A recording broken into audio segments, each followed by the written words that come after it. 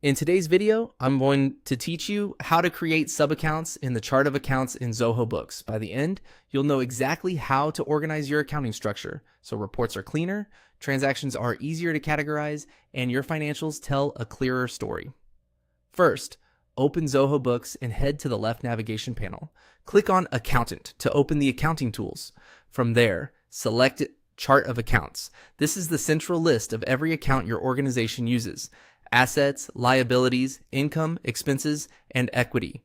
Creating sub-accounts here helps you group related items under a parent, like breaking down travel expenses into airfare, lodging, and meals. In the Chart of Accounts page, click New to create a fresh account.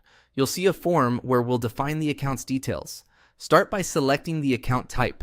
Choose the type that matches how this account will behave in your books: expense for costs, income for revenue, asset for what you own, liability for what you owe, or equity for owner's capital. Keep in mind, sub-accounts must share the same type as their parent, so pick this thoughtfully. Next, enter the account name. Use a clear, specific name that will make sense to you and your team later. A consistent naming convention, like travel, airfare, or sales rate online, keeps everything tidy and easy to search. Now, make it a sub-account. Check the option labeled Make this a sub-account. Once enabled, you'll be prompted to select a parent account. Choose the existing parent that this new account should roll up to. If you don't see the parent you expect, confirm that you selected the correct account type earlier, since Zoho only allows compatible pairings. Add a description to provide extra context. This is optional, but incredibly helpful for future you and anyone else managing the books. A brief note about what should be posted here or examples of typical transactions can prevent misclassification later.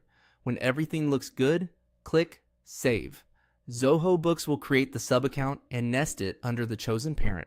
From now on, transactions posted to this sub-account will roll up into the parent on your reports, letting you drill down for detail without cluttering your top-level view.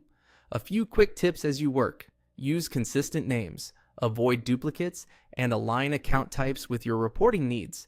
If you don't see the new button or certain options, you may need appropriate permissions from your admin.